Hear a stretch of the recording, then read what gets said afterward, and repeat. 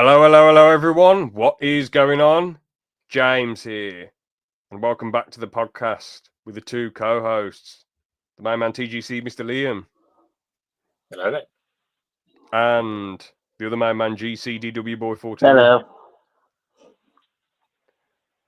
So, today we review 12 Monkeys by Terry Gilliam. Oh, I can't remember how to pronounce his name. Terry Gilliam, there he is. I've just looked it up. Yeah, I mean, with him, he's fallen out with a lot of people in the film industry because he always likes making sad endings and having the film be his way, and all that stuff. Make it really gritty and sad. Even though he's doing comedic films like the Monty Python films, and I think this was the film that did the best at the box office, 168.8 million. That's pretty damn good, really, for a random Bruce Willis film about time travel and a deadly virus. Yeah, I think his budget was only like 20 million or so, wasn't it? So that's good. Yeah. I mean, if they made this film during COVID, I honestly think it would have blown everyone away. To be honest with you, I think this would. I don't think it will. Obviously, it doesn't make it higher quality than what it is, in my opinion. But it would definitely be talked about a lot if this came out in 2020. I think it would have blown the brains in a different way from what I was thinking. That way. Oh. Anyway, about depressed it was, and how depressed a lot of people were. Yeah, it probably wouldn't have helped people's mental health, to be honest. But for me, the type of I'll finish this. I'll just finish the film. Oh no, the type of sadness that this film is, for me, it's more moving than depressing. But I get why people would this probably would have actually pushed them over the edge if they saw that in cinema. So yeah, anyway, let's get into it then. So I just want to say a bit of background before we start reviewing it. I actually kept asking George and Liam to watch this so we could review it because the film moved me loads, especially with the ending, and watching it for a second time, it really did move me. Not the most moving film ever, but definitely the most moving film I've watched recently. Apart from Sound of Freedom, I'd say that moved me more because of how important that film is. But when it comes to recently watching a film, this was definitely the most moving for me personally, subjectively. And I thought to myself, George might like it, but he might find it boring and get annoyed at the sad ending and how sad it is. And Liam most probably will find it boring, but maybe can appreciate some good aspects. And now we find out. Yeah, people know that I'm not a fan of sad endings. Yeah, you did tell me before that you hate depressing endings. But sometimes, to be honest, the only ending that's really made me very sad and annoyed is what's it called? Shutter Island. I felt like that film, nothing was accomplished by the end. It just felt like a load of depressing madness. Well, I'll stay away from that. Yeah, don't watch it, bro. It's so. I mean, basically, he's trying to. Can I spoil it for you guys, or are you going to watch it? Oh, you spoil it for me. Yeah, sure. Basically, the whole film is with Mark Ruffalo trying to solve a case of a murder. And basically, the murder ends up being his wife killing their children, and then he kills his wife because of it.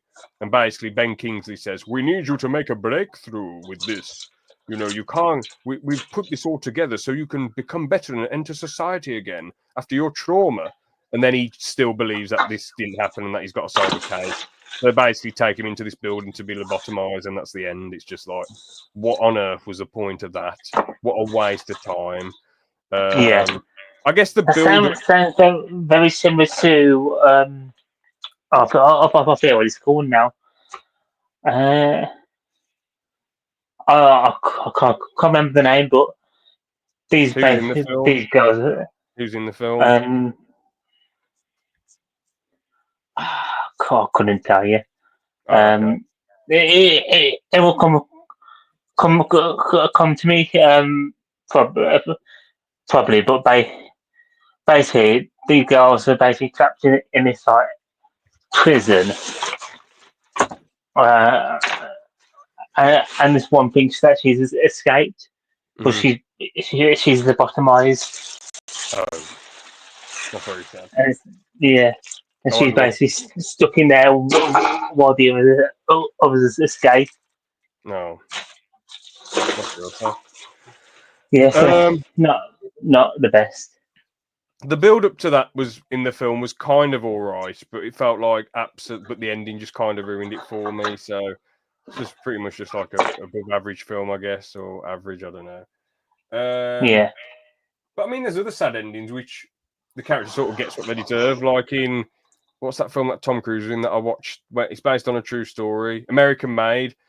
He's basically just drug running for the cartel and doing stuff for the FBI and conning everyone, and then he sides with the FBI and then basically gets killed at the end. But like, you don't feel that sad. Like he's done it to himself. He had a good job as an airline pilot before that, and then decided to take the evil route. You know what I'm saying? So even though he's a jolly likable guy, you don't really feel that bad because he's sort of done it to himself. But anyway, on to the film. I get what you mean. Yeah. But on to the film that we are here today to talk about. 12 Monkeys. So we start off with an interesting title saying 5 billion people die from a deadly virus in 1997. The survivors will abandon the surface of the planet once again. The animals will rule the world. And basically, we just see some dude in prison who's Bruce Willis, who's called James Cole. Sounds very familiar to somebody else. Maybe that's why I'm a big fan of the film. Maybe that's why I like the film very much. I literally said that to you when you after when I watched it. I watched it. I said, "Is that the reason you made me watch this film?" Because the main character's basically got a near identical name to me. It's just nice to have a James Cole in a film, you know. It's a shame that he's a complete utter mentalist who gets his life flipped turned upside down, and when he tries to create a life for himself, he basically has to get himself killed. But Sounds you know, right.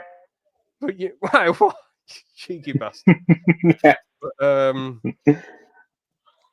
mean, to be honest, George probably has some bizarre crystal ball. I hope I'm not sent to the future or sent to the past to try and sort something out, and my life gets ruined. I look for Crystal Diamond. Okay, well, I'm praying that I don't end up in James Cole's shoes, or if I did, I pray for the strength to deal with what he went through. But yeah, anyway, so yeah, basically, he's in the prison at first, and you're like, "Bloody hell, this looks quite brutal and like a horrible place to be." And then a prisoner's saying, don't take me, no!" And then obviously James Cole's getting brought up next. He's being taken for a job, and they're like, "Pardon me." They're basically. I'm thinking out that name. Sorry. I've just remembered. It's called Sucker Punch. I don't want to. I think I might. I'll look it up, but I might. 2011 film. I was given a crap rating anyway, so I'm not. Well, not too crap, but like maybe the ending's just very, very sad. I don't know. There's another sad film. It's very weird. $1 Million Baby. That one's very bloody sad, man. I haven't watched it. I want to stay away from it, but apparently it's a bloody amazing film. But yeah. Anyway, like I say, there was in prison, and then he's getting told to do this to do a task where he goes up to the surface with a suit on, and it's the animals walking around, and you're like, bloody hell, what's going on here? It's interesting how they used actual real animals and shot it. That was pretty cool. They look very real. I doubt they're animatronics because the way they didn't have the animals too close to the human actors, it was just sort of like shot in a way that makes a bit more sense. But yeah, so they're told, damn, you know, you're really mentally strong, James. We need you to go back in time for us. And he's like, oh, bloody hell. All right, then. He goes back in time, and then he ends up being chucked in a loony bin, which to me, that is a realistic time travel situation. Like, you go back in time, you're naked, and then you're trying to tell people that the end of the world's coming. I need to get some information and call the phone number. They're going to think this bloke's a mentalist and chuck him in a loony bin. I feel like the depiction of the mental institution was done very well and gritty and realistic. Because at the end of the day, not everyone is just screaming, going "burn, wee." You know, they're not. So actually, I guess that's a bit mean, but you know what I mean. Like, not basically, you know, Well, they're not French. What about French? We. Oh no, but like the depiction of mental institutions is sort of like people going, weepy, weepy, weepy, weepy, da, da, na, na, na, na, na, and going mad. But obviously, this one there was a mixture of Sounds like a people lot of people are out in public at the moment. out where. Out in public, like Oh people you see on the streets. yeah. But anyway, what was I saying? Oh yeah, so I like, although it makes me sad the in mental institution scenes, they seem very real. Like a lot of the people there just have like childlike minds and probably can't function in society, or they think there's something that they're not, like the tall bloke in a suit who says, I am from a different planet, you know. Like it's more realistic and sad, if that makes sense. And then you've got Brad Pitt's character who's there who can function in society, as he proves later in the film, but he probably just enjoys being in there, causing chaos, being a bit of a radical madman. But I've said a lot about the intro. Oh yeah, we also hear about how strong he is because he took on like 12 police officers and some of them are in the hospital. And then the doctor, whatever her name is, famous psychiatrist Riley, Riley, it looks like. Yeah, Catherine Riley. Basically, she like actually gives him a chance of actually talking to him rather than just dismissing him as a madman, which I like. But yeah, I'll let you guys say what you thought of the intro. The floor is yours, Liam.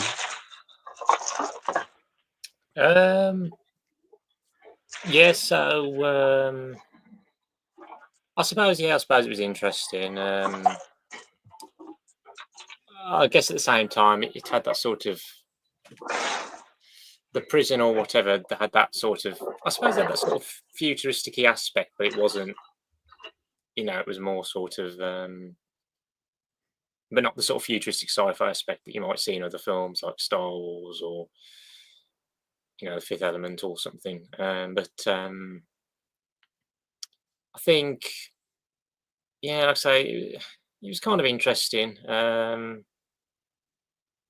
The I guess like the mental asylum or was I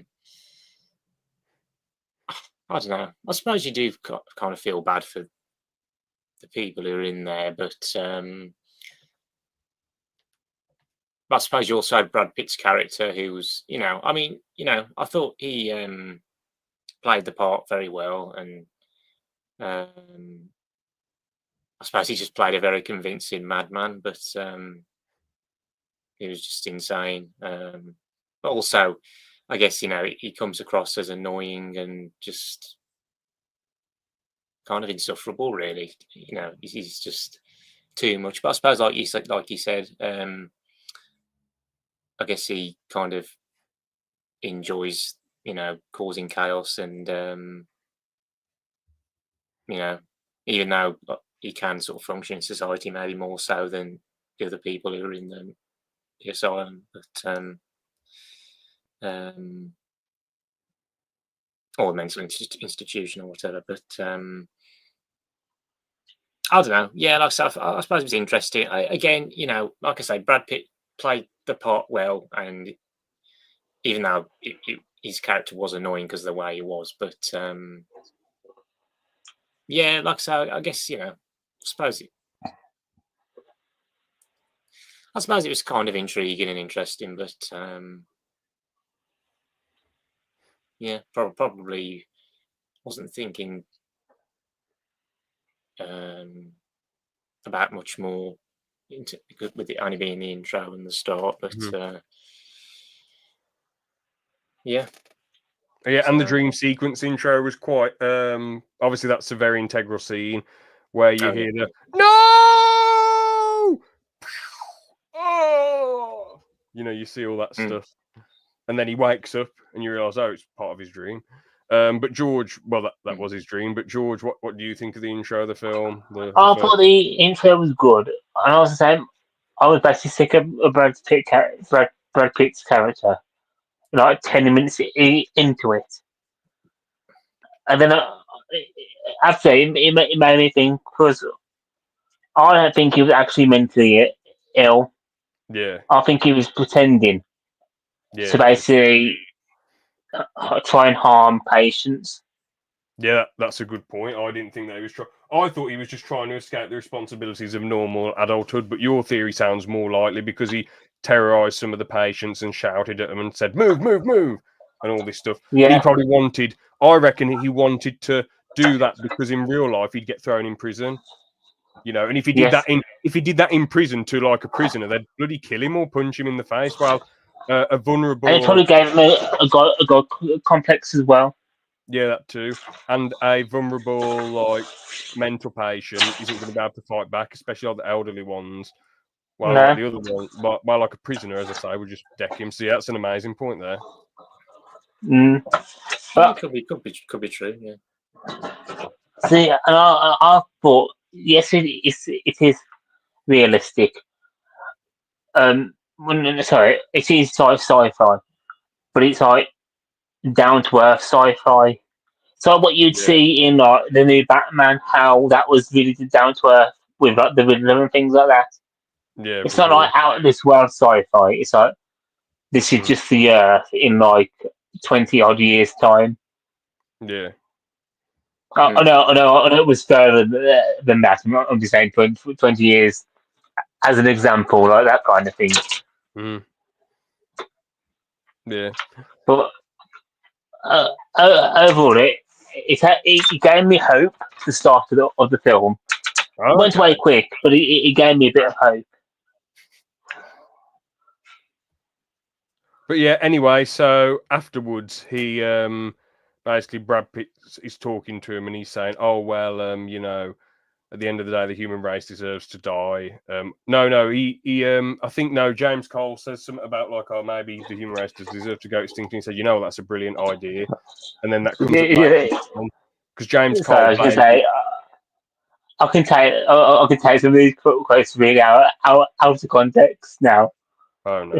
You know, no, you just saying like, it's just James Cole wants everyone in the world to die, things like that.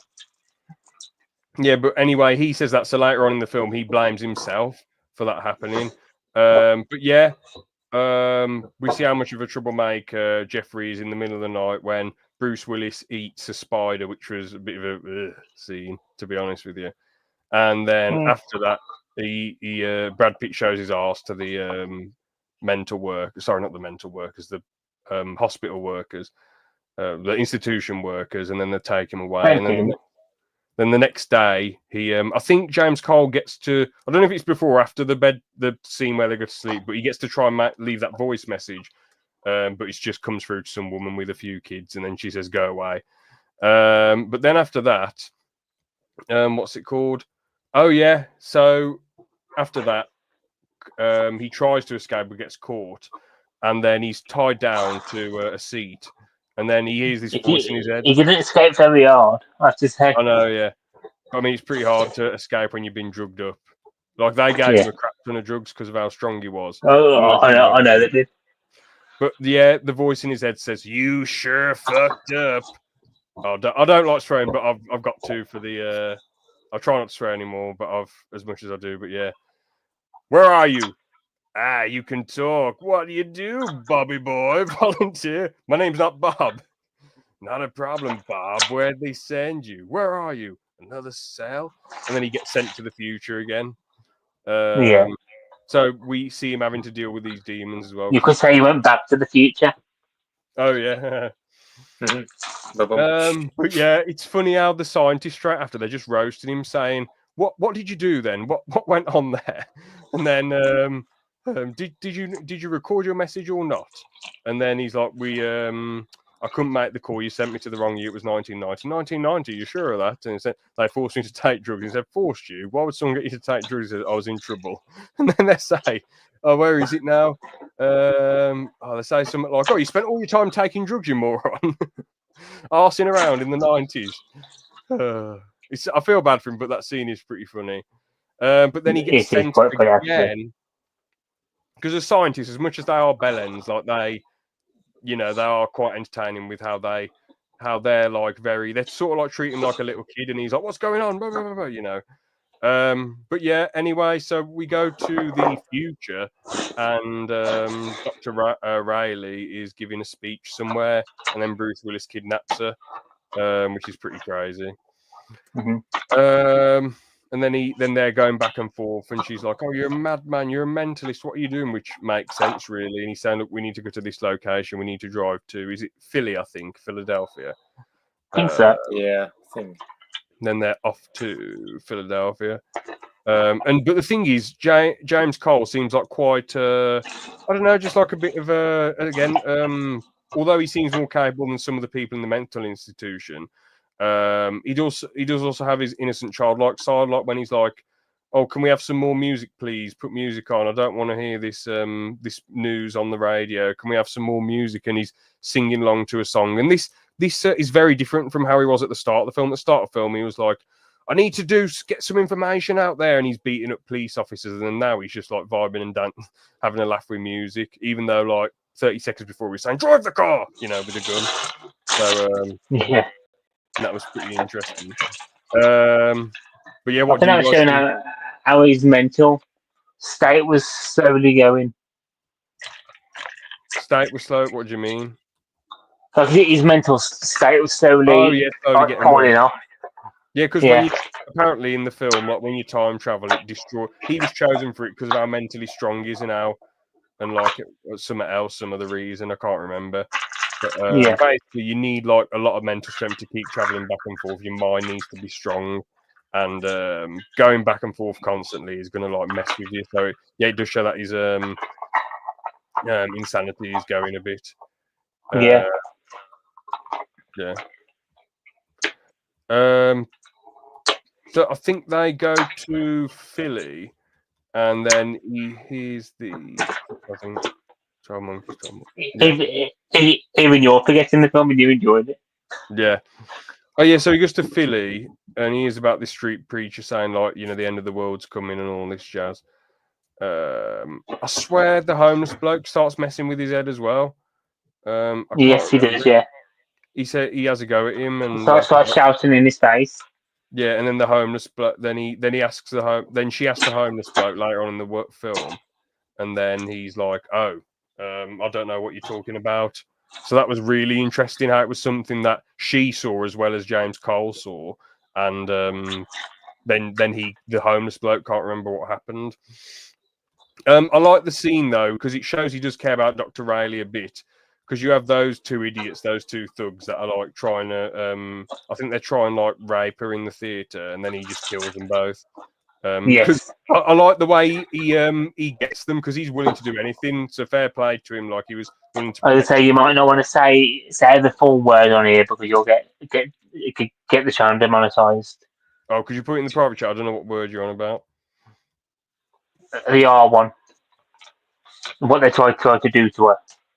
Oh crap! Sorry. Yeah. No. I'm just letting you know Thanks. because that's why people say the fruit, not the actual word. Yeah. I think there was 12 to be honest with you, but we're not 100% sure. Anyway, yeah. So he was trying to sexually assault her, and then he's like, but then James Cole's like, no, don't kill me, please, no, bam, bam, bam, bam, and beats him and kills him. Yes, suck it, you bloody degenerate Yeah, slobs trying to I'd sexually say assault me. that was satisfying. That was so cool. That was like such a badass scene. Made James Cole look like a Chad. Yeah.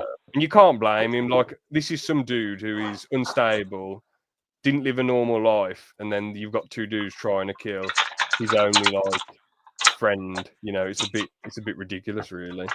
What do you Yeah. expect to do? And even then, that's a normal reaction. If you've seen someone you care about getting sexually assaulted, you are going to be absolutely furious. Well, even somebody you've never met. Yeah, you're still going to be furious. Yeah.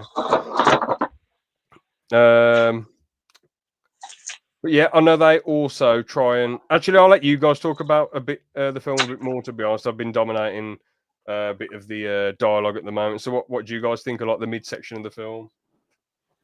I guess. I suppose, yeah, that was kind of surprising that he kidnapped the psychiatrist.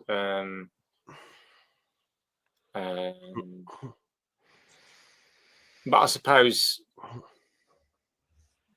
his intentions were good, but yeah, because he's trying to get more info, isn't he? He's trying to complete his mission to get his pardon, isn't he?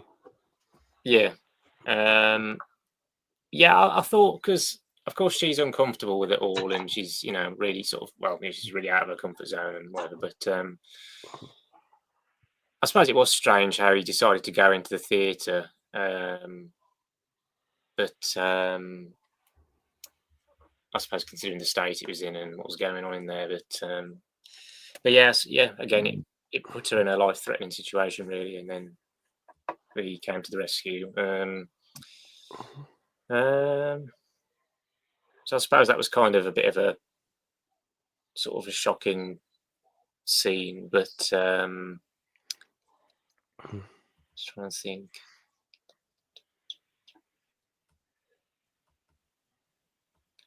I suppose I just wanted, to see where the story would go, and but I suppose even so, again, you know what my opinion of the film is, so I guess there was that element of intrigue in a way, interest, but at the same time, I wasn't as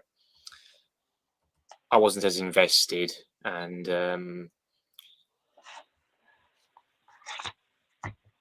and I guess, I suppose, for me personally, I didn't like how it was, really depressing as well, but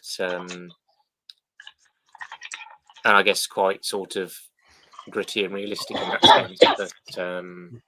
But again, I suppose there was still an element of intrigue. So I guess just wanted to see where the story would go, and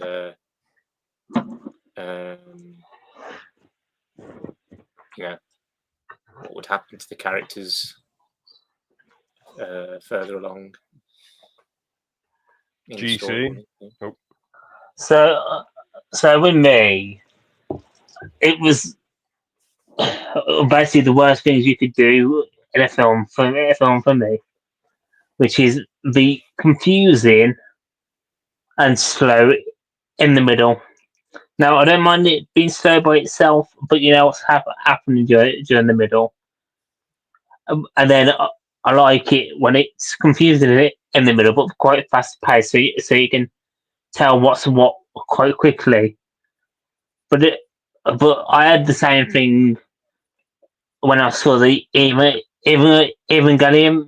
movie, and that put me off the entire show, movies like the entire franchise. It put me off that, and it did a very similar thing to that. Not as bad, but for me, I was getting bored very quickly, and trying to keep up with what was happening and the bits that were confusing.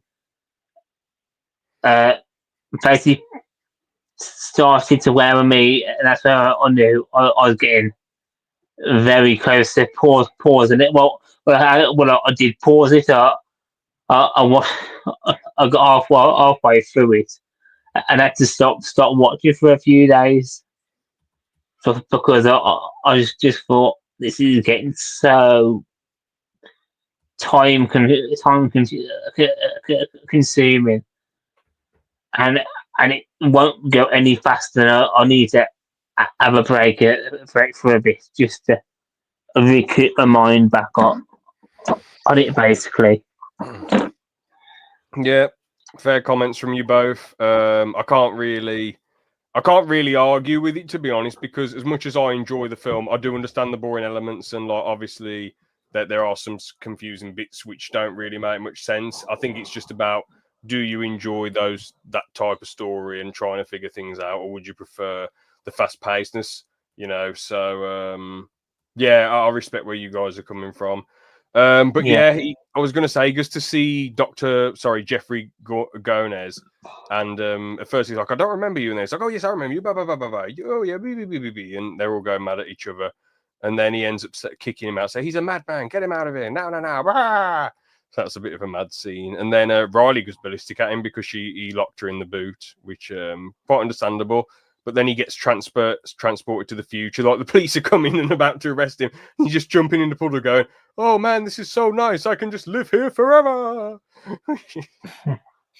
and then he gets that bit was quite amusing. And then he gets transported to the future.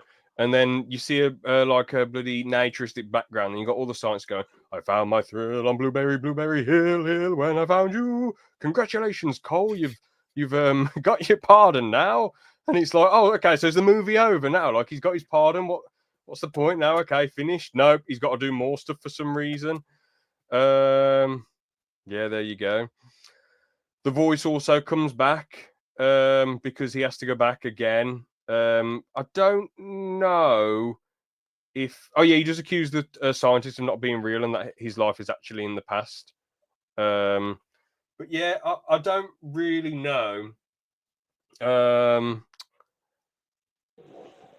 So I'm just reading a bit of the a bit more stuff here. Sorry.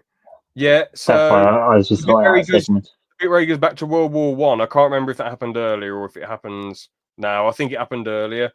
But it happens quite early in the film, doesn't it? Because they find the bullet in his leg. I think it's when he's in the car, isn't it? He gets shot, and he's like, "Oh, yes, I've been shot, so I'm not doing well." I think so. I can't exactly remember, but yeah, that was quite an interesting, well done scene in my opinion. And he was surviving all the toxic gases, so it shows how the futuristic injections are pretty good. But yeah, he that voice comes back and says, "You sure fucked up, Bob. But I can understand you don't want your mistakes pointed out to you. I can relate to that, old Bob. Hey, I know what you're thinking. You're thinking I don't exist in your head. I can see your point of view." Like, it's really interesting how much his mind's getting messed with, man. But I can see why people might think it's just a bit odd and weird. Mm. But yeah, I know people are asking Jeffrey going as his dad, or going as his dad, that about the 12 monkeys, and he's like, "Oh, I don't know anything about it. No, I don't know anything." And my son wouldn't be involved in that sort of thing when he was involved in that sort of thing. But yeah, later on in the film, when he gets sent back to time travel again, obviously Dr. Rayleigh is saved. She's back with the police, but then she gets... Oh yeah, wait, yeah, she already got the bullet out of his ass. That's it. And then she goes back to the police and says, "Look, this bullet out of his leg, not his ass." Sorry. Yeah. So I don't know. What are you thinking about? No, I swear there's a film where someone gets shot in the ass from 1990. But I think there is somebody he gets shot in the ass, but not in this. It's in Forrest Gump. I remember it now. 1994. That's what I was thinking of. Right. I don't know why I was thinking of someone getting shot in the ass. It's probably because he was bloody... Now that would have made me find that song quite funny. No. He's just walking around, like really uncomfortable. Yeah. But it's because he was naked in World War One, so I thought they must have shot him in the ass. I don't know why. But yeah, so they're like, this bullet came from years ago. So what are you on about? And then they find out that the boy, because they hear on the news a boy in the barn, and he says, "Oh yeah, he was just having a prank. It's all right." And then we find out that it actually was a prank, which was quite interesting. And then when he comes back again, he's like trying to say, "Look, I'm insane. I need to just get help now, don't I?" And he keeps trying to get himself arrested, but she's like, "No. You need to come with me." And then they go to this hooker place, and then this pimp comes in and tries to beat her up, and then he absolutely kicks the shit out of someone else, which was pretty cool. And like, I think, doesn't he pull his teeth out and then pull the other bloke's teeth out or something weird, so they can't find him because of his teeth? That was really insane. It was funny. That was a bit. Could be, I don't know. I know there was some gruesome things in the film. But... And then obviously we get to a twist where we find out that the 12 monkeys is just a bunch of people that bloody let a zoo open. And then they're like, "Hooray, it's all just madness. We're fine. We'll be together. Come here, wifey." And it's all good. And they're going to fly away. But then obviously they're at the airport. And you see shots of Bruce Willis when he was a kid as well. Well, James Cole when he was a kid. And then you think, okay, this is in. Like, I honestly didn't see the twist coming, but it's because we hadn't seen the dream sequence for a bit of time. But I think George said he saw the twist coming. I don't know about you, Liam, or you weren't that shocked by the twist. I think, I don't know. I think the more as the film went on, and then when we got to the airport, I don't know. I kind of had a feeling. I mean, I didn't know for sure. I was intrigued to see, would it actually end up happening or not, or would he actually succeed in? See, me and James had a conversation about this, and we were saying how maybe because you guys I watch a lot more sci-fi than, than the two of you, I'd say.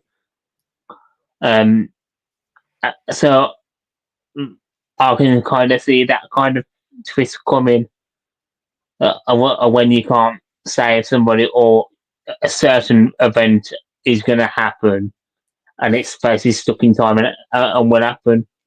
Well, yeah, because it's been a threat by that industry for years. Yeah, because it made me think of another film we had to watch in media studies in secondary school called Repo Men. I think that was like a sci-fi film. Yeah. That's like a low budget. I think it's a low budget sci-fi. It might have had some time travel in it. I think the main characters were Forrest Whitaker and Jude Law or something. I think I've seen that. Yeah. And I think most of the film was probably, in my opinion, decent. But then the ending was just, I don't know. I thought the ending was disappointing because it ended up being something like. I think it ended up a lot of the film, or at least it got to a point where like the characters were sort of doing well or something. I don't know, from what I can remember, or escaping, and everything was going well. And then then you find out that. Well, if you don't mind me spoiling it. Yeah, go for it. Yeah. I think it's just revealed that like. I think it's basically. I think something happens halfway through the film. I don't know whether Forrest Whitaker or someone knocks out. Is it Jude Law's character or something? But then after that, he wakes up, Jude Law's character, and then he's like, I don't know, he gets captured or something, but he escapes, and like everything's going well. And then you think he's escaped, or that you think he's like got his happy ending. I think, and he might be on this like beach somewhere. But then it's revealed that wasn't. Something stupid, like it was all a dream or something. I think, and he was actually just. It just goes back to like, the middle of the film. Ended are quite rubbish. Yeah, it goes back to like I think the middle of the film where he's still, I don't know, he's unconscious or dead or something because he might have actually been killed by Forrest Whitaker's character, and it basically sort of ends there. And so that was a really sort of depressing that's very ending. Wrong. Yeah. Can I just say quickly, though, about George saying about he's seen it loads in Doctor Who? So I'm just going to remove you quick because I want to just go on a big tangent. Imagine if in Doctor Who, I know this is too hard to write, and writers like this don't exist and this won't happen. But imagine like when they first started the new Doctor Who series, like Christopher Eccleston's asleep, or he's having a dream, and you see like war doctor things happening, and then you see someone running and getting shot, and then someone else going no, and then like after many seasons, like with the Doctor's final life, because obviously they made the Doctor immortal in the end, which is stupid in my opinion. It should have ended with Matt Smith, to be honest. Like that's what was built. It was building up to. That would have been not the best ending, but I don't know. Like season 6 and 7 were quite average and quite boring to me. But like I was getting very fed up with the show. But however, it wasn't like bad. I just wasn't enjoying it that much.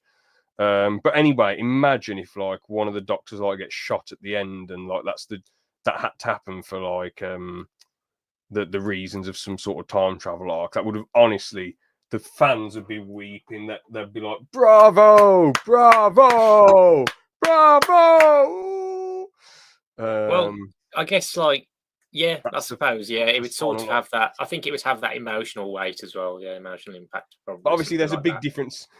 There's a big difference between James Cole, who gets chucked in a loony bin and kidnaps a lady, and he's just like, "I need to find information."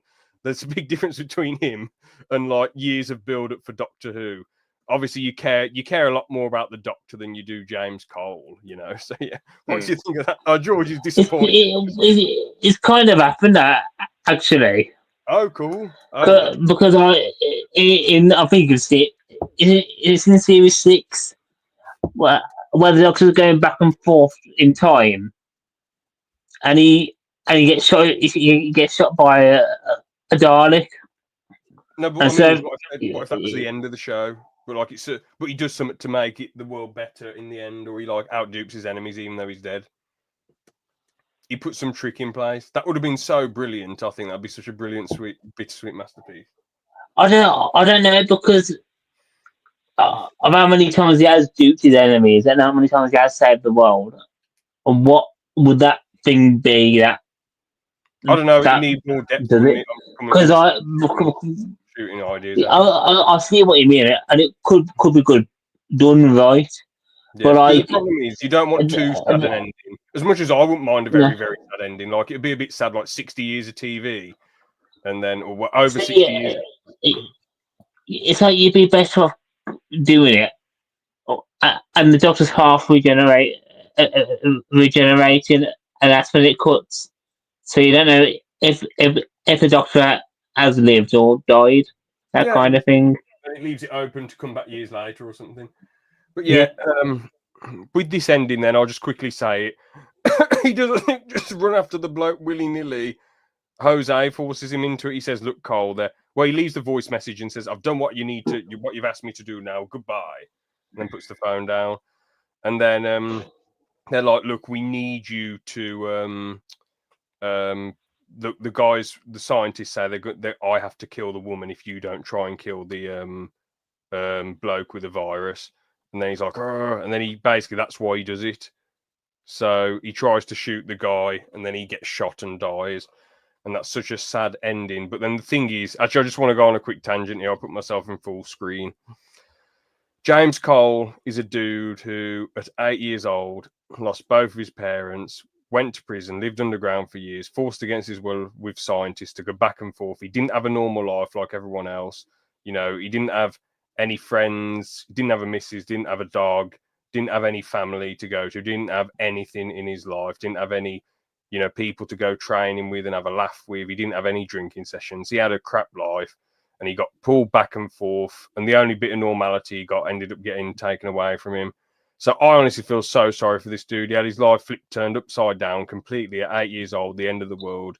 And he was just trying to do his best to get a pardon and try and, I don't know, help Dr. Riley along the way. But then in the end, you see that the scientist lady, she actually got sent back in time to find the cure for the virus because she's sitting next to that mentalist, that environmentalist nutter who takes the virus on board. But overall, I'll just quickly say, first watch, I did find it a bit boring, but the ending blew me away. And I thought, like, dude, it shows that you cannot change what has happened. This dude physically went back in time and couldn't change anything. His fate was sealed. He dreamt about his death every day, even though he didn't know that that was what it was. And then he ended up, like, having to suffer that death. And it's just sad, really. And James told you his whole life story. No, I'm thankfully my life has not been that bad. Thank God my life has not been like James Cole's life. But yeah, my point is I just feel really sorry for the dude, man. I don't know, he just has a hard time. And I get why you don't like depressing endings because it feels like everything falls flat. But I don't know, those endings for me stick with you, you know what I'm saying? But there are some sad endings that I get annoyed at or some that I don't think are very good. But the ones that are done right stick with you, man. So yeah, they stick with me, but not in a good way. Oh yeah, you're pissed off about you. You're like, I wish they'd done that film better, the stupid writers. Yeah, there's one film that it is an anime one, but this girl's dying because she got something wrong with her pancreas, and she's slowly dying. Do you mind if I spoil it or not? Yeah, go for it. Yeah. So she's slowly dying.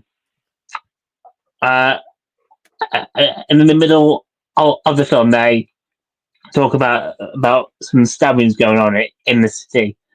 So you think she's just going to die of this illness in the end, but no, and I'll get to cut even shorter because she was stabbed. Oh well, that's even worse. That's frustrating. And that is annoying. I say it's an awful ending, like or sad wise. But they do it in such a way where you knew she was going to die anyway, and this is just shorten that a bit more, and then you read what a diary says about the boy the boy she liked, and that's how it ends. And that's how you do it well. But like for me, it makes me not want to go back and watch it Oh, and relive that that's a pain fair again because it's like because, so because even it all upset me for like a week. That did. yeah, so even an ending that is done, even a sad ending that's done so well, you're like, I'm just sad about it. It's too painful to go back and watch. If that makes Yeah. sense. But I'll just quickly say though, on my first watching, I would have said it's very good, 7.5 out of 10. Second watching, I think it's great. I saw a load of stuff that I missed in the first watch. 8 out of 10, great film. I know your guys' rating is going to be different, so you two have I'll got let Liam you go didn't- first. I was going to say first, I'm surprised, James, you didn't give it a higher score. But Oh. Yeah. No, I just really wanted you guys to watch because I thought it'd be make an interesting discussion. There's a lot of moving parts in the film.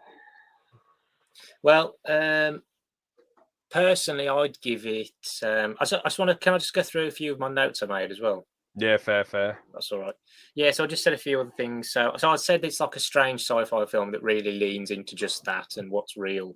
It's one of those sorts of sci-fi films which, I don't know, for me personally, those sort of strange sci-fi films, I guess, I don't know, don't really gel with me. They don't appeal to me. But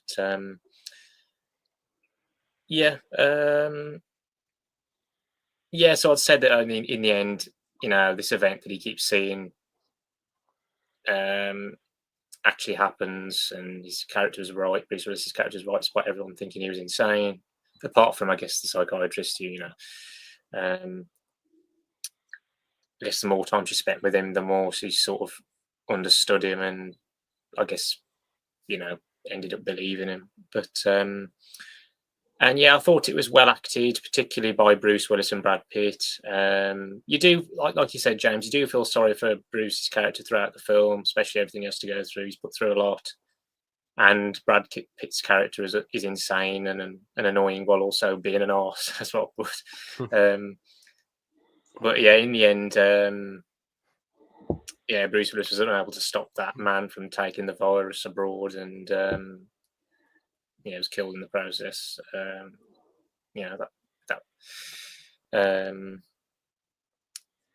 mean, I have said, I suppose you could say it's a good film, but it's not one I would choose to watch, and not to my taste. So it was a difficult watch for me personally, especially with the slow pace. And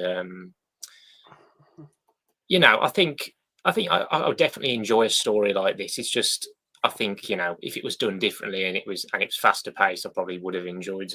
Maybe they could have cut out some of the offal. Possibly, it might have helped a little bit. Maybe make the mental institution scene a bit smaller. Maybe cut out a bit of the driving scene where he's like being happy about the radio and all that. Maybe cut out a bit of the. I don't think you should have cut out that radio scene because it does show you that his mental decline. Yeah, but it also shows how he enjoys little things out of life that most people aren't bothered about. But yeah, no, man, I don't know. I'm just trying to think that for it to appeal to Liam, maybe, I don't know. But yeah, as you were saying. Yeah, I mean, I probably wouldn't have minded seeing less maybe of Brad Pitt's character. I mean, he's not in. I don't know. He has a fair bit of screen time, and he's, he plays the part well. But yeah, probably, maybe they could have cut down the mental asylum scene a bit, and with him. What else have I said? But yeah, I think if they with this story, I think it is a compelling story and a compelling type of plot. But yeah, like I said, I think if it was done differently and was faster paced, I probably would have enjoyed it more. But I was kind of comparing this to Witness, of course, which me and you, James, watched before this, and I'd rather rewatch that personally than this. But that's that's down to my taste. Yeah, I mean, as much as I think I gave Witness 7.5 out of 10, said it's very good, but the ending was a bit weird, and there's some aspects which I'm not really bothered about. And I found some of it a bit odd, and some of the scenes were a bit bizarre, like the screaming scene. However, I would rather, if I had to watch a film loads, I'd pick Witness. Yeah, to be honest, I don't want to keep watching a sad film over and over again. Witness is a bit sad, but I'd rather watch that over and over again if I had to pick one. So I think Witness is definitely more watchable, but I think 12 Monkeys is more moving and better. Just for me. But Yeah, I what would suppose. you what would your score be then? Yeah, well, just the last thing I'd put, sorry, was just I'd imagine this film would probably maybe only appeal to a small niche, or it'd have maybe more of a niche audience. I don't know. I know it did do well, but because it's one of those weird sci-fi films, and you know what I said, while I enjoy sci-fi, this type of sci-fi film doesn't appeal to me. But yeah, the score I'd give it is a 7. Oh, I'm surprised. I thought you would have done 6.5 or 6. Fair enough. Yeah, I mean, to be honest, a lot of people I know, my uncle really liked it. He went to see it in cinema years ago. My gaffer thinks it's bloody great. But most people aren't really that bothered. They think it's kind of good. GC, my dad thought it was absolute rubbish. that's what he said. Yeah, I remember you saying originally. Yeah. What was your 2 cents, George? I thought it was the start gave me a glimmer of hope. There was some good bits in the middle, but was really slow, and I was basically falling asleep by the end of it. So I'm going to give it the amount of how many times I had to stop watching it and go and do something else. So a 3. A 3 out of 10. Are you 3 out of 10. George? The amount? No, I'm sorry. The amount of shite that George has said is good and has been the most rubbish bollocks I've ever watched in my life. Like the bloody zombie. Like a 5, fair enough, but like a 3. Are you serious? Bloody zombies and bloody borderline questionable, bloody awful, like bloody Henzuki, where there's 5 teenage girls going after one teenage bloke and they're all 14 and it's all bloody sexualized. That's good TV. But then this deep, interesting story is a 3 out of 10. But then these bloody dog shit shows are like somehow like amazing master. I don't even get it. I don't understand it one bit. I do not get it one bit. 3 out of 10. I mean, Bill and Ted, as much as I find it an average film, it has nothing like deep or insightful. It's just like, cringy. Oh yeah, totally, dude, totally, fuck you, totally, over and over again. I'm sorry, 3 out of 10 is ridiculous. I don't usually get this annoyed at scores, but like 3 out of 10, madness. This comes from a guy who hasn't seen the Cornetto review. Like 3 of the best movies. Hold on, I have seen all of them, bro. I reviewed them. Episode 92 of the ALP podcast. What, George? What are you on about? You told me you hadn't watched them the other day. I never told you that. That never happened. What are you on about? I might have mentioned them, but I haven't watched them. George, you're making awful up. I reviewed them. Why would I tell you that I haven't watched them? That's nonsense. You've made basis claim. Never happened. Get me the voice message or the text that I said I never watched them.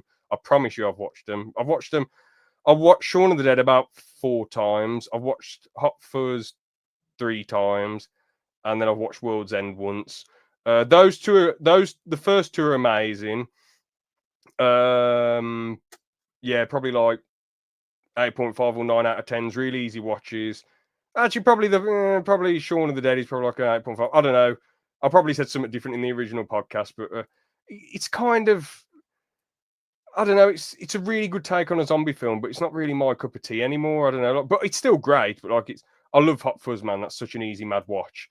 And then World's End, it started off being amazing. It started off being my favorite one, but then as soon as the aliens came in, like the robots, I thought, it's good, but it's nothing special. So I just love the pub crawl stuff. So yeah, I have watched it, bro. I really thought you hadn't. I literally came through our message trying to say, I really thought you had said to me that. But I'm not being funny. Like, yes, I agree with Henzuki.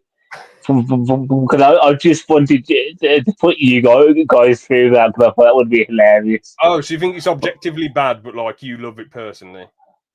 I haven't watched it for ages, but when I did watch it, I found it quite funny. Mm. But I will not have that standard on Zombieland because that is brilliant. And you only watched 2 episodes of it. No, three episodes. I was bored. Well, 3 episodes of like 24 episodes. 1 out of 10. When I felt watching this for there you go. Well. I'm making it 2 now because you said that about Zombieland. It's becoming a 2. I don't care. Your opinion on George's opinion on films. I don't care that George likes The Godfather and Apocalypse Now. Giving that a 3 out of 10. I'm not taking George's advice on films anymore. He's gone potty. Madness. I'll take Phantom Menace any day, 1,000 times over bloody Zombieland Saga and Saftness. Phantom Menace is a good film. No, I think it's below average. See? Like I'd rather watch that. So there we go. That's James's film opinion is normally quite rubbish Well, because he doesn't know good films like us do. Yeah. Liam's hardly watched any films. What are you? What a load of rubbish. And it's still a better film choice than you there. Yeah, you turn into a very lanky bloke here. That's all I was. It says the one who can't take other people's opinions. All right, no, to be fair. No, okay, you got me there. You beat me there, yeah. I can't even say anything to that. To be honest, to be fair to you, George, every time I shat on Zombieland Saga, you were like, well, I like it. Well, I just... Yeah. I had a bloody... See, I don't mind that you didn't like it. So, yeah, to be fair, I pooed on Zombieland Saga. At least George gave the film a bit of credit, to be fair. Well, I gave Zombieland Saga, apart from saying the dub was with 0 credit. Do you guys want to move on to Generally Knowledgeable anyway? The new segment. I didn't know if you wanted to spot the James first, then do the new one. I really like Generally Knowledgeable, but we can do Spot the James straight after. Yeah, that sounds good then. So what we can do, I think it's more interesting if it's head-to-head. I was thinking you guys could be a team and you both have to agree on a final answer, but I think head-to-head is better. Yeah, head-to-head. Competition, yeah. So, first question, which country has the most islands? Is it A, Finland, B, Norway, C, Sweden, or D, Canada? I'll let George go first as he's new to the segment. Norway. That's your final answer? Yes. What would you say, Liam? I was thinking Canada.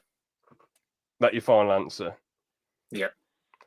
I'm afraid that you are both wrong. Surprisingly, it's Sweden. Okay. 270,000 islands. Crazy. Oh, God. I would have never guessed that. Yeah. Well, they have a lot. They have a lot of islands. I mean, the problem is, well, the thing is, like, if you zoom in onto Stockholm, there's about 1 million different islands. So I guess. Oh, okay. Oh, yeah, you're right. I just thought See, about I was waiting for Dubai to go up, actually. Hey, there's hardly any islands. The UAE has hardly any islands, doesn't it? Well, it's funny.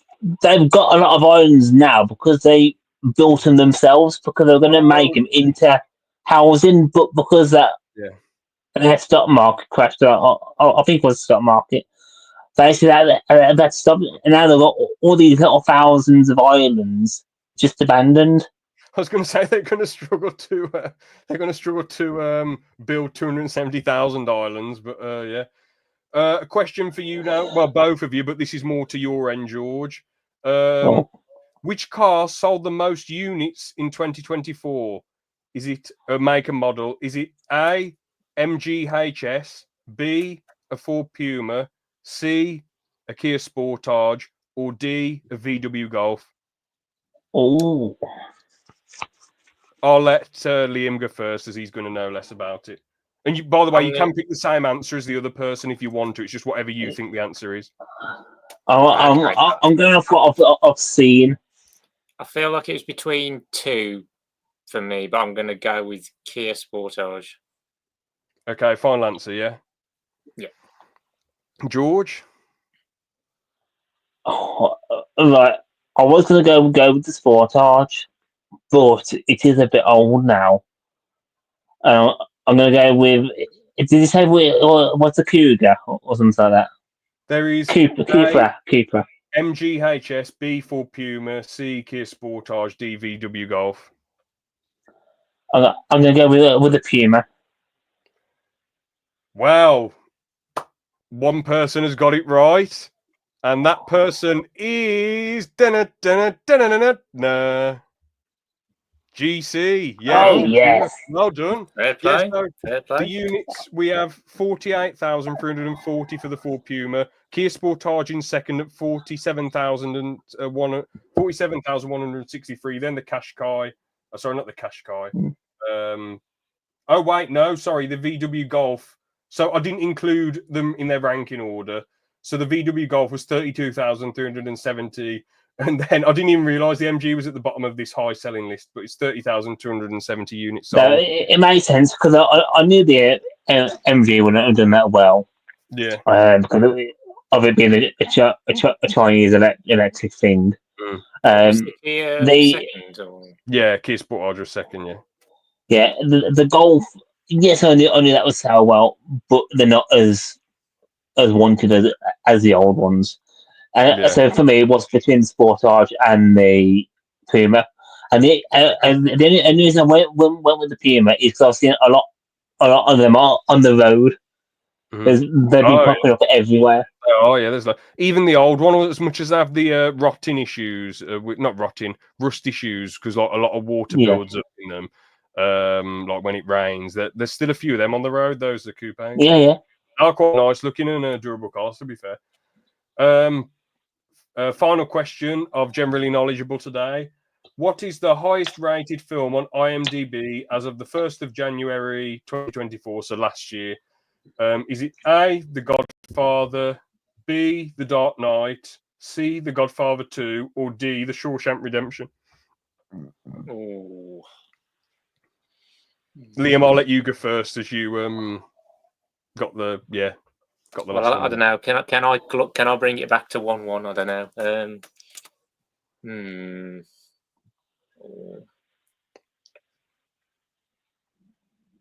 I think I will say I think me and James looked at a list a few years back.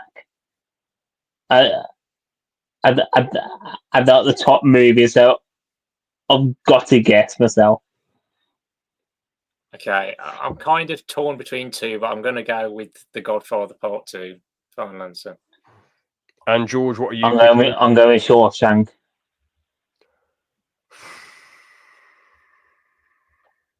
Well, I'm pretty sure I know the answer because I've looked up IMDb top 250 films. But yes, the person who got it right was George.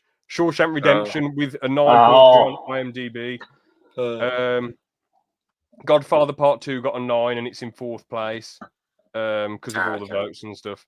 Then, yeah, I mean, bloody Godfather. I wasn't really I thought Godfather 2 was a bit overrated, to be fair.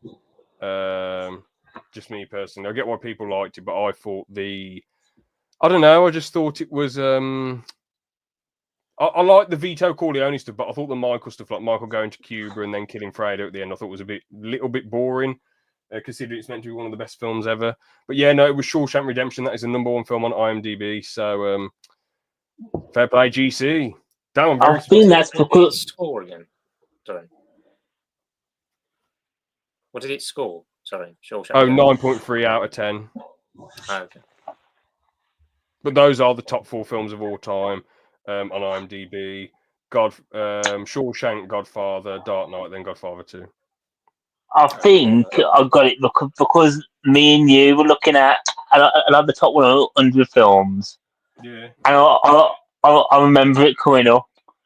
Fair enough, yeah. I mean, at the end of the day, like I thought you both might get it because a lot of people like looking up top 250 films, top 10 films, but it is what it is, man. You're not always going to remember these things. But that was fun, though. That was pretty sick. Kick ass. It was, yeah. Fair play, George. Fair play. Yeah. 2-0. Yeah, I'm surprised I won that. And now on to oh dear. Spot the James. No, it's a good laugh. Spot the James is. I just got to quickly. I'm gonna say the Doctor Who thing just skip past because that was just a bit of news. Okay, fair enough. I just need to do something quickly. Hold on. That's fine. I just had to get some stuff out my foot because it was bugging me all day. All right then. So this is oh dear. I've just opened it up. I don't think you're going to be pleased, Liam, but I thought when you said I thought, oh, this is not good. So this is the There's first obviously one. one you can miss. George Somebody's our Viking. Is that Okay, me that's a there? funny one. Is that me there? Yes, I made you a ghost. Wow. Wait, there, no. No, not in the glasses, no. Oh, wait. That looks like my chin, this bit. I don't know. Wait. Oh, there I am. Oh, George, you bloody idiot, Oh. man. I know what you've done. Yeah, there I am. No, I'll use that picture, but I made you a ghost. Well, that's an easy one, yeah. So that's me on as a woman or something. Well, yeah, I made you like a hippie. Yeah. I'll put A the hippie, yeah, what am I full about? picture. I'll put the full There I am. picture all underneath. Yeah, there I am. Yeah. Oh, bloody hell. Goodness me. So that's what you needed, the photo of me. No, I needed The other night. that photo for this thumbnail for this know. stream. But, you know, Oh, there I am. use That was the it, true purpose. That was the true reason. There I am. use it to my advantage. James, go to the next Of one. course, yeah. There you Me as a hippie. go. Oh, God. All right then. bloody hell. So next segment. Oh shit! I'll drop my phone. Oh balls! I look like a bloody mentis. The next segment. Goofy show host. Turn to Brad Pitt's character. You're about to say that. Where the bloody hell? Oh yeah, Cheers for Tears. This is an interesting one. Then there's Legit or a Bit, but yeah, we'll do. I don't know how long this. It's not going to take mad time, to be honest. A tier list. I should have got it before. An addiction as well. Addiction as well, yeah. Where are we? Here we go. How many? We haven't got that many things to go through with this, to be fair. It shouldn't be too hard. So today's Cheers for Tears is the shifts to work. So, like, what is the best shift to work or worst shift if you've actually worked that shift and where you put it yourself? So 6 till 2. I haven't done many of these shifts, to be honest with you. Even the overtime at my work, I haven't ever done it. I'll say, but you do finish work at 2 p.m., which is quite nice. I'll probably say great for that. Good. Great. What would you say then, Liam?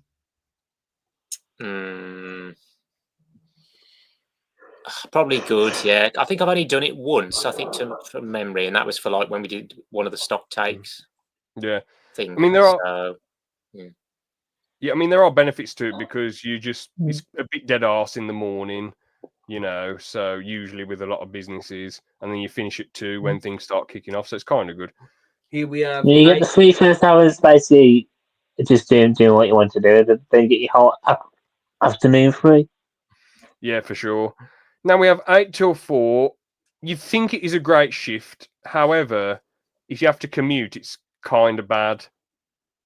I'll put it in average, to be honest. If you don't live too far, it's that's like the main thing. That's like the main one you do, which is average, I'd say. Yeah, I think I'd agree. Yeah. Trash. The rush hour's dreadful. I was at 9 till 5. Yeah, 9 to 5. The commute's probably even worse for 9 till 5. Actually, it was. To be honest, yeah. When I used to do 9 till 4:45, it was horrible. It was absolutely horrendous. The commute was. It was just rubbish. I wouldn't get back till like 6:05 after doing a crap day of work, and it was chaos getting there, chaos getting home. Honestly, I just was never looking forward to the drive. It was just horrible. Yeah. Well, do you guys agree? Or I agree. Yeah. The goat! The goat! Honestly, right. Can't even read it. Oh, 10 till 6, 10 a.m. till 6 p.m. I'll just quickly say, you don't think so? I say average. Average? Are you mad? Bloody hell. Liam, what about... Can I just say quickly, actually, Liam, before you make your choice, right? There's no traffic at 9. Everyone's already gone to school and work.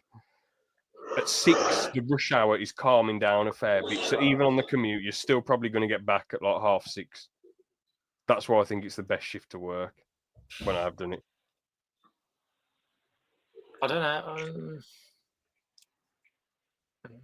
I'll probably. I think I'll put it top of average, I guess. Damn. I guess because I put it in Because you're go. still doing the same work hours, yeah. Or actually, probably high end good. Probably high end good. Because I put it in goat, so that probably averages it out.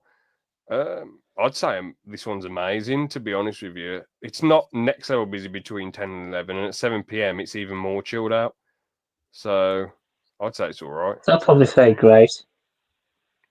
What about you, Liam? I don't know. I think personally, I'd put it bottom of average. Bloody hell! We'll put it. I'll put it in That's amazing. I do agree because Oh, so you agree? Oh, yeah, it wants to really be out until like 7 o'clock at night. bloody hell! All right then. 12 till 8. Again, another amazing one. Actually, no, it's a bit crap. Between 11 and 12, everyone's rushing around for. I'd say great, personally. I'd say great. I think me and him are going to be the same again. Average.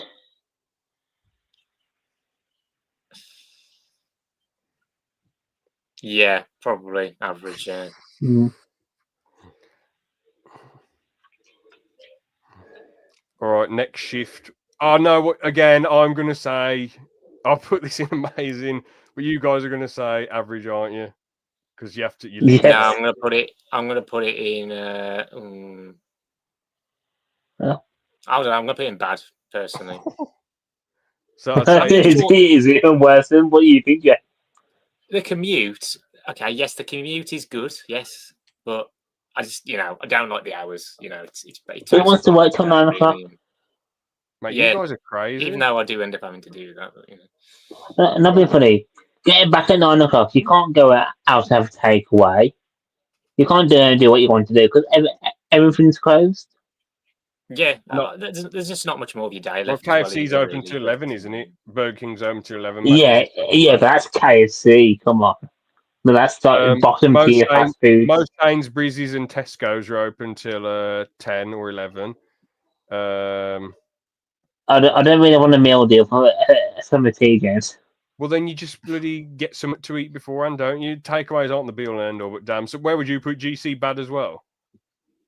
Yes. We'll leave it here. I would, yeah. Like I said, the best part about those hours is the commute, I guess, because of But I guess if you're close to home, again, I've never worked particularly close to home, so I've always travelled a fair bit for work. Well, actually, no, the one job I wasn't travelling too much, but I get where you guys are coming from, but it doesn't bother me at all working late, man. I like it when it's a bit peaceful. Again, I'm going to put this in. I don't know. Probably depends more so where you work as well, though. I don't know. Yeah. No, that one's going in trash. What's that? 2 till 10. Yeah. Oh, that's gonna have to be. Yeah, it's gonna have to be. Yeah, it's gonna have to be trash as well. Yeah, for real. All yeah. right. It evens work out until to 10, and you're in from like 2 or whatever. Is the next one going to be 3 o'clock till 11 o'clock? 3 to 11. I did that loads. Now you will be surprised at this. I'm going to put it here, right? Because with the other shifts that I mentioned, you can get a good amount of rest. However, with this, I always felt groggy the next day. So I'd say it's good. It's nice in a way, but you are somewhat coming in contact with quick traffic. So actually, I'll probably put it here, and I think I know where you guys are going to put it. Trash. Liam. Yeah, probably. Yeah. It evens out to here probably because I put it in average. So, damn. 4 till 12 o'clock, I'm guessing. This is 5 till 1. I've done a few of these. Can't lie, it sucks bad. I know where you got 5 o'clock in the morning till 1 in the afternoon. No, 5 in the morning till 1 at night. Sorry, 5 in the afternoon till 1 a.m. I think it's bad. Trash. I've never done that. I suppose the closest I've done to that is, I think I did like at Christmas, like 1 or 2, like 6 till midnight shifts, I think. So which is, I suppose it's similar, but yeah, I'll probably put that in trash as well. Put that at I the want to bottom. do stuff today. I just don't want to sleep during the day. No, can I just tell you guys something as well? Traveling there is shit because you're in the rush hour traffic, like 4 till 5. It's horrible still. Oh, yeah. So it's absolute shite, really. But finishing at 1, that's pretty crap as well, to be honest with you. Night shift, I'm putting it in bad, to be honest with you. What are the hours? 11 p.m. till 7 a.m. I've done probably about God. 9 or 10 night shifts in total. The first one was the worst. Other ones I was able to power through. However, I didn't like them at all. I did not enjoy it. I'll probably say average for that. Really? Damn, I'm So you can surprised. probably do more stuff that you want to do. Like you can just be on your phone for quite a bit of it, and nobody would know. Yeah, that's a fair point. And you can, if you just sleep for like, let's say till 1 p.m. or you get home at like 7:30, have a shower, go to bed at 8 in the morning. You get up at like 2 or 3. You got a few hours to do what you want. Yeah. I guess I'll put it in average. I'll put it in average. Damn, I'm surprised. So you guys actually like this one better than me. Fair enough. I guess it's because it's when it is. It's like, I suppose it's like I guess having like an early shift, maybe starting So early and finishing early. I guess it's like that in a sense. So you reckon? Well, it's 11 p.m. till 7 a.m. But so in your so you reckon you could do night shifts easier than you could like 2 till 10 or these or 1 till 9. I don't know. Maybe I'd slightly prefer it just because I've still kind of got a lot of the day. Yeah. I suppose. All I'll say is as well, night shifts. I know I've only worked night shifts at one business, however, and I've only done 10, but they are a shambles. There's not many resources to help customers. That's all I'll say. And then this one's meant to be 7 a.m. till 3 p.m. Close, really. I'd say. Although, I put it in great. So that was high good. Oh, okay. What about you, Liam? I guess I'll put it in good. Let's put it here then. Well, definitely interesting. You know, I do get where you guys are coming from because some people say that I could never do shifts. It's crap. However, with the commute that I had to do in the rush hour for about a year, I love the shifts by a million miles. But you guys are not fans. So see, I thought it's going to be 3 a.m. to 7 a.m. and I would have put that in great. Oh, would have you, George? Most places aren't going to give you 4 hours of work in the early hours of the morning. That's not how the working world works. But I know that. I'm just saying. Yeah, fair enough. But that was Cheers for Tears. I haven't got any other tier lists at the moment, so I'll try and make some more down the line. What is next? Oh yeah, legit or a bit. And so this is my legit or a bit. This is...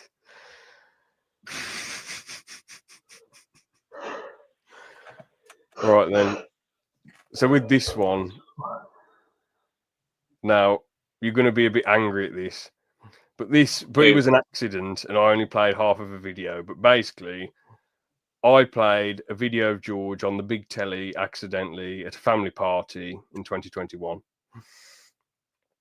So what happened was, it was my second cousin's birthday, who's my cousin's daughter. They wanted me to film it a bit for like memories and stuff. And then what happened was I filmed it, edited it together, because I said if my cousin and her boyfriend got married, I said, look, if you ever did get married, I can film it and edit it together, you know, and do all this good stuff. But because I don't know, at the time I was thinking I didn't have any job, so I was thinking I can get anything out there, you know, and get my portfolio expanded. Or they could pay me a bit. But anyway, so I filmed this, edited it together, and then at the family party not too long later to like see how it went. Basically, I've made this dummy account and uploaded it on there.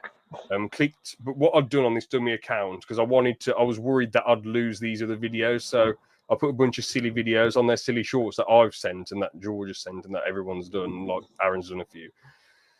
So the one short that George did, this was from 2020, and I put it on there months later. He went, I'm the goddamn doctor going like this. I know exactly what I did, that video.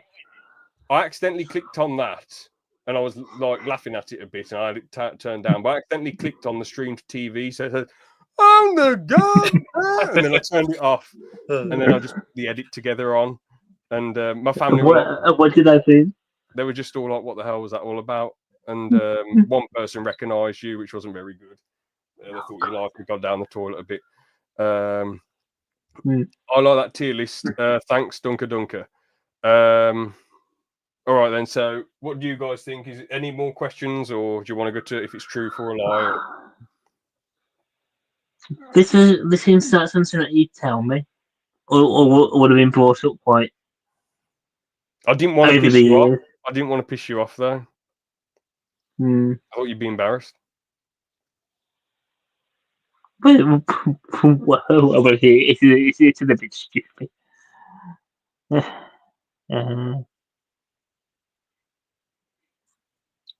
Right, okay, I think I've got mine. Name review at yours. Mhm. Right, okay. Yeah, okay, I got mine. All right, fire away. Okay, I'll go first. Then. Can't even saying it all. Right. I think it's false. I'm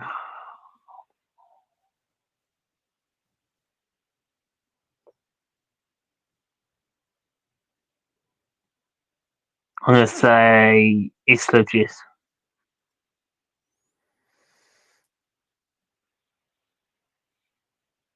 Liam is correct. It was a load of rubbish. Yes. Only got one. Yes. I'm glad that is fake. Yeah, I wouldn't edit all that stuff together. I didn't want to go into the film industry. To be honest with you, I don't want to become a video editor for people. Like, Yeah, but it's something you do. Like, I say, click on a video of me, or do that edit, and I like sneak that video into like a bit in the middle for just a few seconds. So it's like I've got a wedding dance, and then just be like, Liam, what gave it away, Liam? I don't know. I mean, it was you did sound convincing, but I don't know. I don't know. I guess I just thought. I don't know. I had a feeling it wasn't true. I don't know. I don't know. I just felt like it was a kind of a made-up story, and I guess the whole thing with George. I mean, it could very well have happened. You accidentally, that short of George playing in front of your family, but I feel like I don't know. I just feel like it's unlikely. Yeah, I'm not going to make. I felt like it would have been brought up during one of our conversations. I would have laughed my ass off and said, "George." Yeah, suppose. Yeah.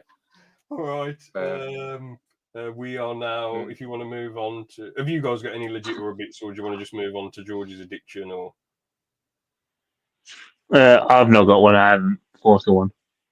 No, Liam? I don't think so. Fair enough. To be honest, I'm running out of time, so we might as well move on to addiction. That's fine. GC, you have the floor. Yeah, leave it to me. I'm just grabbing certain objects. Yeah, for anyone who doesn't know, George's addiction is when George shows us collectibles and we have to guess how much the collectibles combined cost.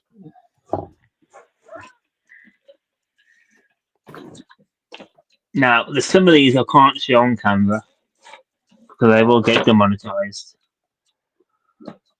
Just in this book. It's the V cards one, so Loads of cards. there's about.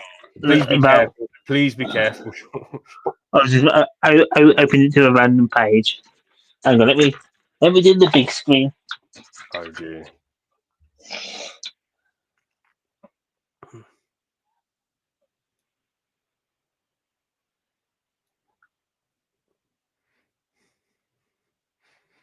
There we go. So here's some of them. Like that one, I couldn't really show.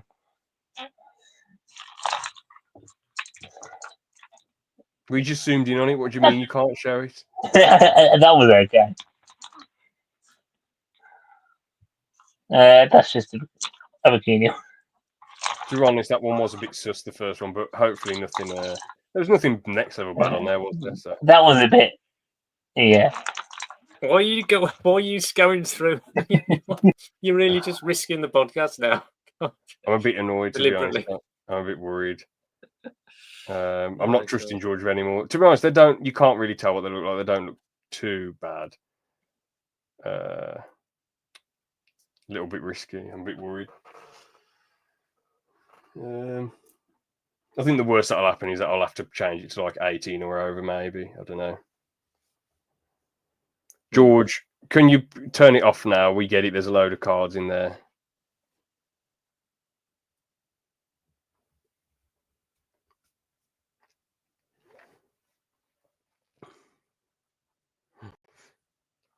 George, can you? I can see your screen if you don't mind turning it off. Even though I've kicked you out. What's going on? George? Is that the collectible you want to show us? Or is there another one? There's others. So there's that whole I thought you might like about the most critical one, James. Oh, cool. That's pretty Female badass. most critical. That's like the Eyes Wide Shut film. Yeah, so there's that one. So do you want to take your guesses? I thought there was another. I thought you were going to like show us free collectibles. I'm going to guess all those cards and that. Yeah, there is three, but they're different like prices. I'm going to guess all that whole booklet and all the cards cost £205. Right. Okay. Liam, what about you? I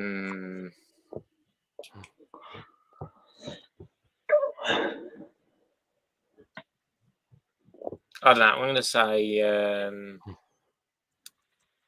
£122. Liam was the closest. What was the price then? 109. Oh, okay, fair enough. Not far off. So yeah, so that was for like a box of 28 packs. Mm-hmm. You can see the actual box of I've still got in the original like plastic packaging. And then the binder was £9. Mm-hmm.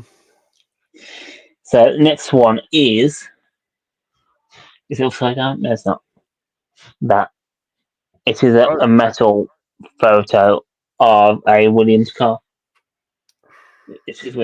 Oh no, sorry, it's Visa, and it is a James Moy collection. There it is. You can see it there, just there. James Moy collection. Oh, this is a nice metal print. 32 quid. Okay, Liam, what about you?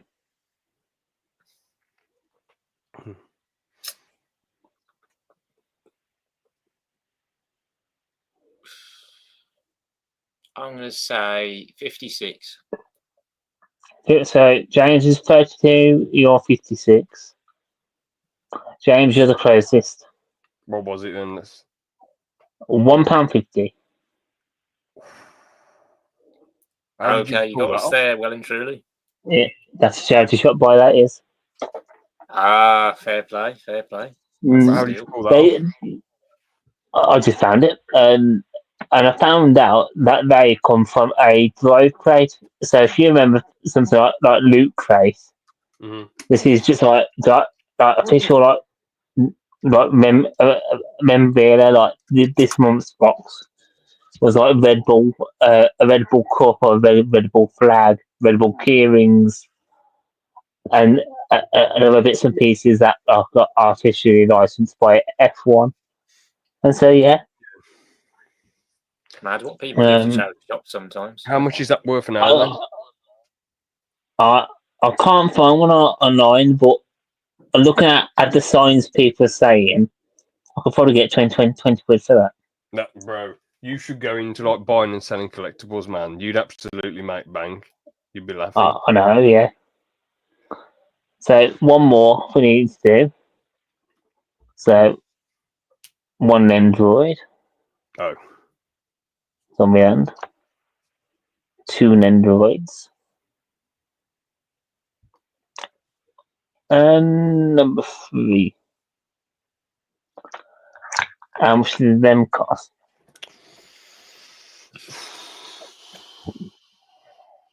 they are rare, those Zombieland figures, aren't they?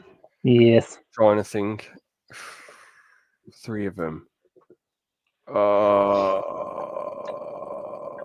It's either I really. will say, this is a good price. Okay. If you've got a bargain, I'd say 48 quid. Right. I'm going to stick to what I was originally going to say. I'm going to say 24.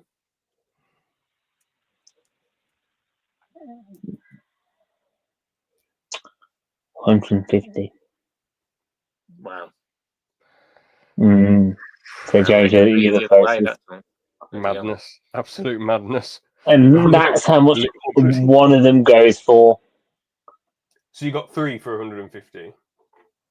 I found them each separately Right, well for done. around the £50 mark. But if you want to normally go and buy them, they're about £150. But say if you weren't interested in them, you could keep them for a year and probably sell them for like 300 quid or something. Well, you could probably send them straight away and get like 400 quid. 150. Yeah. I mean, that Yeah. is an amazing buy there. Well done there. Fair play. Yeah. So Well, I've got one more. It's a bit of a one that I've just thought of, but it might not count. PS5 headphones. Oh, that's an interesting. I mean, Liam's going to dupe me on this one. I haven't bought any. I'm going to. As I've won the last 2, Liam, you go first, I guess. Is it actual? Is it like official PS5 I can't tell you that. phones, or is it? I can't tell you if they are real or fake. I don't know. I mean, looking at them, they don't look that expensive. So I'm gonna go.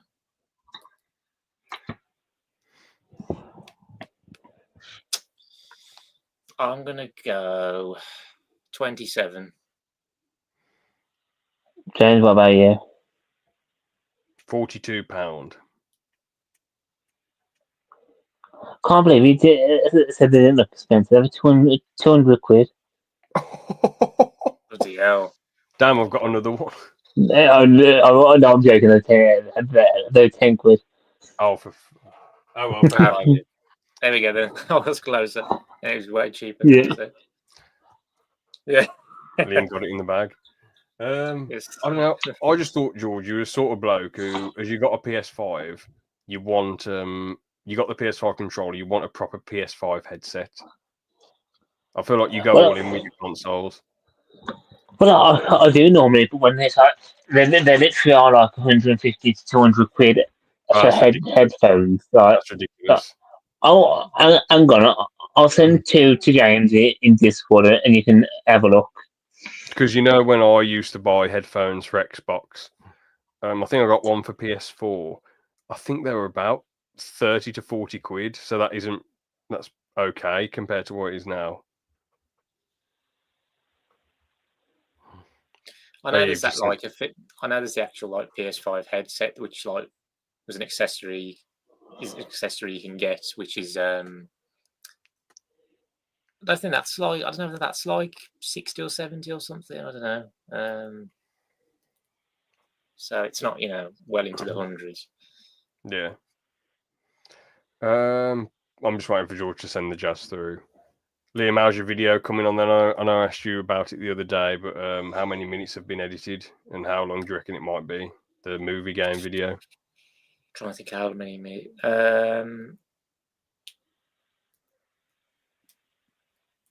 I think it's probably like over 2 minutes of footage in there now, but the actual video is going to be my longest Is It Worth Playing video so far. So it's going to be, I think it's going to be over 11 minutes. I think. Damn, I'm hyped for that, bro. Can't wait. So yeah, it's a fair bit longer because my other ones are usually like 5 or 6 minutes. Yeah, you usually have a lot of positive things to say and then say, yeah, this is good, worth buying. But with this one, I'll be interested to see if you say if it's worth buying or not, because I don't know if you're going to take into account that it's dead cheap now. Well, if it's not worth buying, sorry, if it's worth playing. So that's different in it. It's about giving up your time. Oh yeah, so maybe I'm guessing you're going to say no, but I'm interested to know your opinion on the game when the video comes out nonetheless. I'd say if it was up to, I'll have a look in a second, but I'd say if it was up to me, if you're a fan of SpongeBob and the SpongeBob movie and classic SpongeBob, I'd say get it. But if you're just some person who wants to play a platformer, I'd say don't bother getting it. That would be my take on it. So I've got a SpongeBob thing to show you both after stream. Fair enough. Where are we? Have you sent it through, George? Let's have a look. Discord. Oh, bloody hell. 120, 130 quid. 180 quid. What's going on there? I'll get it up now. What's going on here?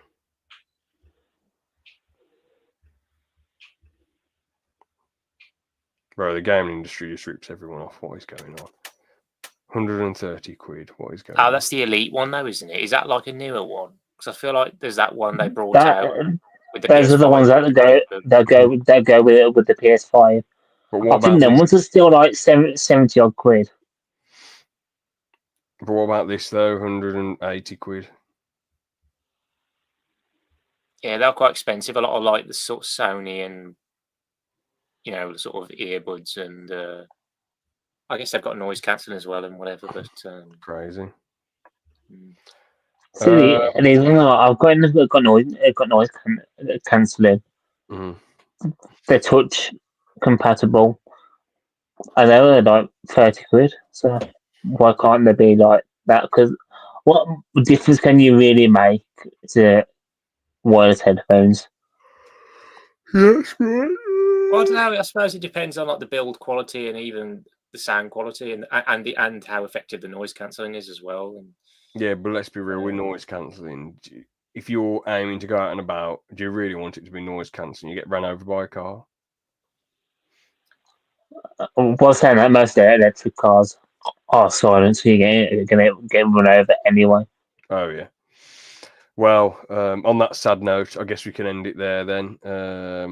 Well, I asked Liam about his videos. George, how's your videos that you've got to edit coming on? Are they all right? Good. I'm staying on track. I don't know if you guys have noticed. I actually not missed an upload, and I've been doing more than I thought. Mm-hmm. Like I did the live unboxing of the V cards, which that was a very important video to me. While live stream, I did the Pokemon Presents. That was good, and then I've been keeping up with the uploads. I've got one ready to go up. So yeah, it's coming quite well. Yeah. I've noticed you've been more consistent, to be fair, recently. Yeah. I've tried to stay on track, and I've been doing better than what I thought. I have to say. Fair enough. Mm-hmm. We'll wrap that one up nicely there. I mean, I can just quickly say, as you guys are in my video ideas chat, as you know, I've recorded the first bit of audio for the Red Dead 2 video. So that should definitely, I think, I don't know. I know I've only sent a bit of audio, 3 minutes worth, but I think it's looking all right so far. The audio and the discussion.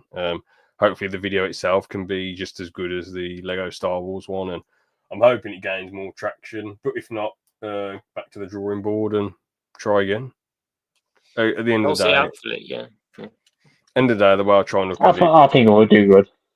Yeah, I mean, the way I try and look at it is, yes, I would like to do as well as someone like the Axeman or Scott the Was, but at the same time, it's not meant to be. It's not meant to be. I just got to try my best, put the art out there that I want to put out there, and look back on it. It's like this podcast. The ALP podcast and this podcast. It's like I do it because I want to look back on it and have something on this platform that some people hopefully enjoy, or maybe loads of people down the line. Yeah. But I mean, this podcast has done pretty all right so far when you think about it. Like compared to ALP, it's getting way more views. And we've got some things going on with the old ALP to save some of the stuff there, haven't we?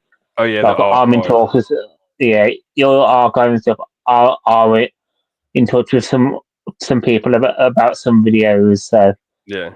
might have some updates soon Hmm. with that. But yeah, But I mean, reenacting Shrek, 63 views. Green Book, 567 views. Segment Podcast, 10 views. And then Witness that got 49 views. And then Atlantis, that got 30 views. So it's doing considerably. But granted, I've got more subs on here, but ALP had a lot of subs as well, and it didn't do that well. So views-wise. But obviously, I'm just doing... I've still got Freak. 3K, and mine one's still got like 10. That was a bit disappointing, yeah, because at the end of the day, like, I thought at least some people were going to return to George's channel, but obviously no one did. You never know. I haven't live streamed them 2 months, so I've been live streaming on the main channel. Yeah, fair enough. We'll wrap that one up there then, lads. Thank you so much for showing up and giving your input. Thanks All I for gotta touching me, James. Oh yeah, I shouldn't have got that annoyed about someone's film opinion. My opinion on opinions. Wong. Very Wong. My opinion on opinions is, yeah, you can have them, but I don't know. I would have expected George to poo on the film more if he's going to give it free, not like be kind of okay towards the film, then give it a free. That was like a bit of a slap in the face to the film. But no, I should take it better because I always said bad stuff about George's content, not content. Sorry, not content. I always said bad stuff about films that George likes.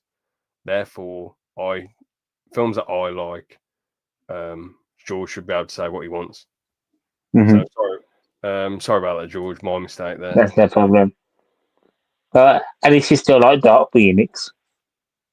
No, I didn't like it. It was someone else who said it was the best thing ever. I know that.